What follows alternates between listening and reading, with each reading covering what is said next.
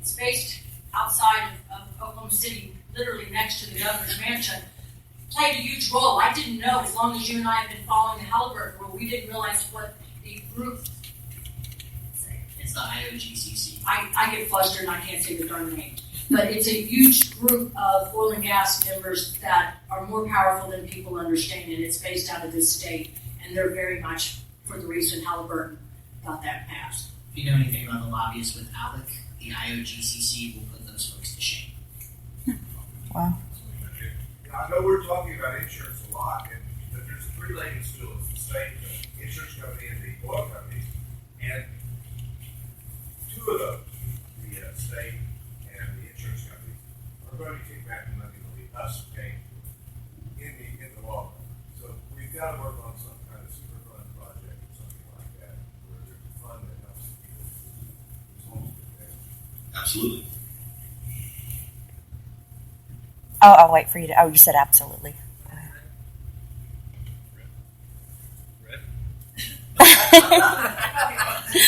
How much analogy is there between this issue and Flint, Michigan, as far as publicity and government go? Well, I mean, Can you repeat the question? We can't hear. yeah. How much of an analogy is there between this and the crisis in Flint, as far as you said, exposure, Publicity and Publicity. the government intervention. Well, from what I've seen, as much as the country's talking about Flint, it's head over heels, far more being covered than this. Of course, this is something that's gone on much longer, and to be frank, it's not as sexy as the whole Flint thing. Our governor's not in peril, and there's not all this political drama about it, and it's more of a gray issue for a lot of people than Flint. Nobody wants lead in water, but there are people that benefit from the increase in fracking and groundwater disposal in Oklahoma. So I do think, though, it's a great correlation. It's very much what's happening across the country in the areas that are being impacted by an issue. Whether it was California and the methane leaking. I mean, people who are following our situation. The sad part, it's on a very small scale when you consider Oklahoma. One of the other things about that comparison is it's the same kind of people being hurt. You're seeing the poorest folks, the most marginalized folks, whether that be poor or race. Those are the folks that are being damaged in both instances. And I think that's part of the reason that you don't see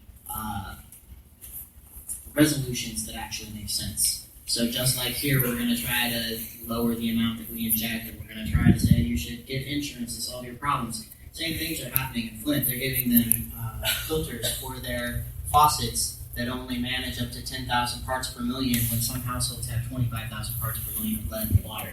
So, in both instances, seeing a governmental response that's not adequate to solve the problem. So, I think those are pieces to pay attention to as well. More questions? I do. In 1986, there was created the National Vaccine Injury Act, where the pharmaceutical companies were denied, or they did not have culpability in the injuries, but they all put money into the fund. I mean, it's not the best solution, but perhaps something with the fracking, but it's the level of proof that you have to show in a federal court. It's not the same. It's not really in a court. There is not a jury. The judge decides. I don't think there's a worse word for a corporation as saving liability, so it's really hard to get to that point at all of being a shared, admittance of the issue. So. I was just thinking maybe that's the best of the worst. I mean, it doesn't sound like there's anything better than that. Well, I don't think it's a problem convincing the people, but that's going to be helpful. It's the lobbyists that I am concerned with. There's one legislator at the Capitol who's talking about that sort of thing. Representative Morissette, who's talking about trying to build some sort of reparations fund that all of the industry operatives would take into that could help with some of these insurance problems and some of these other things. So you might see if that actually goes anywhere. He's also going to be running for one of the seats at the OCC next year. And he represents? He's out of Oklahoma City. I can't remember which district off the top of my head, but he's right in the center of Oklahoma City. And I'm just going to encourage everybody to follow that election. Make sure you find out about the candidates because the incumbent will be running again, Dana Murphy, and get out and vote. She's already raised an enormous amount of money. Good point. Thank you. Why don't they take all the tax breaks they give you oil and gas industry and put that into the fund? I agree. I Good sat point. in the office of my representative, Lee Denny, the day they passed the tax break, and she's always bragged to me about the tobacco fund. Hey, we did this. We put a percentage of the money so we can help the state for the rest of time and anyone with tobacco use. I said, please think of that when you go in and vote. Why aren't you all creating a fund and everyone has to pay in if they're going to be here, or a percentage, a cent of every production water? I mean, there's no excuse for us not solving this. One interesting thing about the tax money also that wasn't touched on in the film, because it didn't fit in really well, but I think it's important to get out there, is while the industry is taxed out there for fracking and stuff, that goes back to the communities proportionally by population. So a lot of the money goes back to Oklahoma City and Tulsa. And one of the biggest problems you're seeing now in these small towns is the roads. The roads are destroyed. It's hundreds of these giant tankers every day plowing down those roads, and they're not getting any of that money back to fix that. When you try to go out there, I had to do probably about $2,000-$3,000 work on my car after filming this, just driving down these roads, just having it shaken slowly apart.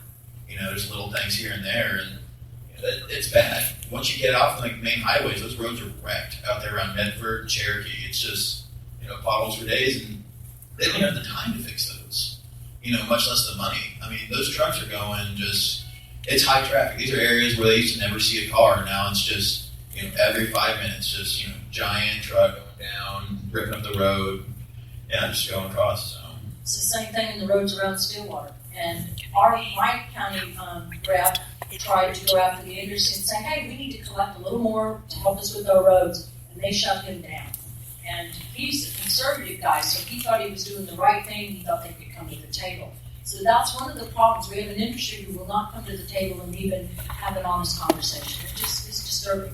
And if you're curious about those infrastructure details, you can go out online and you can see the report from the American Society of Civil Engineers out of 2014 for free, and it will tell you that the infrastructure in the state of Oklahoma overall has a grade of D-. In Oklahoma City, for instance, every minute 42 people drive over a structurally deficient bridge, and it's even higher than that. So. The infrastructure should be built into the permission given. It should be tried. They talked like it was, but they didn't really cover it. Right now, the problems that Taylor's talking about, if you look at that American Society of Civil Engineers report, they estimate that the damage that's done to our roads, in part because of the industries like this and our inability to fix them, cost the average Oklahoma driver $684 a year. You're also seeing an increase in crime in a lot of these small towns that bring in a lot of the workers. That's not putting down anyone in the oil industry. It's the simple fact that you're doubling or tripling the population of these small towns overnight. Cherokee, I think, has about 2,000 people and 3 cops. Now they have an additional 1,400 to 1,800 oil rig workers that are just staying there in makeshift trailer parks, that now they're having to police that double the population. And that just, causes problems. The more people you have, and the less, authority there are going to be issues. So, first. What is the Oklahoma Corporation Commission? How does it figure into the state? The Oklahoma Corporate Commission.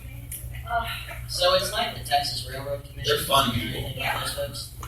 They enjoy life. So the Corporation Commission is built into the Oklahoma State Constitution, and it's been that way since, I believe, the late 1800s. And what they were set up to do was to regulate the oil and gas industry. But if you look over the decades and decades that Corporation Commission has been operating, almost always you see that revolving door of people who work for the industry come into positions where they're supposed to regulate the very industry where they made their money. And so you have a problem there. There's no people who are actually representing the best interests of the state or the best interests of the people. What they're doing is representing the best interests of the industry. But it's written into the Constitution as the sole body that has governing capabilities over the oil and gas industry, as well as utility companies, railroad lines, all that sort of thing. You were talking about all these oil workers who come in. Where do they come from? Not Oklahoma. Well, you come from Oklahoma, they come from everywhere. And, the more jobs they need, the easier it is to get those jobs, the less background checks they run, things like that. And it's just, anyone that wants those jobs can really go out there and get them. So we have a narrative in the state of Oklahoma that 1 in 6 Oklahomans works for the oil and gas industry, directly or indirectly. But if you start to look at those numbers, what you realize is they are counting absolutely everybody and anybody across the state who has absolutely anything to do with oil, gas, or an oil and gas byproduct. So they're counting people that work at gas stations. They're counting people that own gas stations. They're counting anybody that works with plastics. They're counting the folks that make frac sand. They're counting the folks that make any of the chemicals. They're counting all the truck drivers. And a lot of those folks aren't from Oklahoma. If you drive out to these man camps that he's talking about, what you see is not a whole lot of Oklahoma plates. You see North Dakota plates, you see Tennessee plates, you see Florida plates, you see Texas plates. So those jobs are not necessarily going to Oklahomans, and the money that those folks are making is not necessarily staying in this state other than the food they buy, the laundry they clean, the place that they stay. The rest of that money is going back home to support the families that they're busting their butts to put food on the table for. And real quickly, one of the other things, and then we can take the other question. I don't usually mention the sex trafficking, but it is increased, and I have a couple people who've been studying that asking me to be more honest, that when you have this influx of people, men, you're going to have prostitution and sex trafficking, and Oklahoma is not immune from this, and that's an alarming thing, so I just had to add that. I've seen prostitutes in Cherokee, and that's just one thing that I think a lot of people in Oklahoma can't say. You know, in these small towns, and you do see that, and it's one of the unspoken things, so.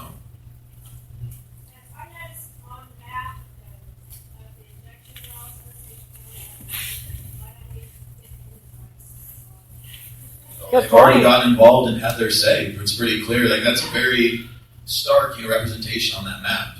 They, want nothing to do with it. At least Osage. So That's not necessarily true. Incidentally, there's nothing showing because the Indians do have to give us the data. So there are many injection wells and there are many oil wells there. They don't show up on the map because they do not have to. It has nothing to do with there are no. And the tribes are starting to unite and come to the table and trying to work with the coalition of all of us. And so I think the coalition's growing, and they're realizing we all need to work together to solve this. But it is. Osage, that map is very confusing because it appears that they're clear and safe. yeah, I've been playing with that map the whole time. And thank you, Jeff. You saw Jeff in the Stillwater seeing the film. We went up there, looked around, we almost got ran off the road 10 times by oil trucks. Wow. Not the people that went right down the middle of the road. We pulled up. Well, they won't be able to hide the earthquakes from this next month, which is. I have a question. Or do you want to go? Sure. I just wanted to know a little bit more about the extent of the authority that the Corporation Commission has. Because I heard a couple months ago that they asked Sandridge to shut down some disposal wells, and Sandridge actually refused. And so, if they can refuse, what exactly is the jurisdiction? That was settled, and there's just been a bill that's going through to make sure that they have the power to have an immediate action so that Sandridge or any other company can't say we're not going to abide. So I believe that bill's going through, and 809 actually passed more power. Part of it is that because you have that revolving door at the OCC for people who work for the industry now regulating the very industry where they make their money is they don't want to own up to the amount of power that they have. But if you read the constitutional statutes, which you can read for free online, again, you can Google it, come right up, they have all the power they need to regulate that industry in whatever means they see fit. What they've done, because they like to have this friendly and amicable relationship with the industry, is issue directives, which are essentially requests. We would like for you to do this particular thing. And the industry knows that it's in their best interest to meet that request, because if they don't, then the OCC says, all right, we tried to play nice with you. You didn't agree, you didn't abide, so we're going to take you to court, and we're going to win because we're the OCC and we have sole statutory power to regulate your industry. Right? So they try to play it off as, we're just trying to be buddy-buddy. Can you slow down these earthquakes over here because I'm getting too many damn phone calls, right? But really, they have the authority to do something more than directives. They could be putting out actual orders they simply choose not. And the legislature is trying to make it clear that it's the OCC because the legislature of the state doesn't want to get held with the liability. They booed. They know they've erred. So they're doing all these bills to do anything they can to make sure for those people who do not know about our state constitution that the OCC has the power. So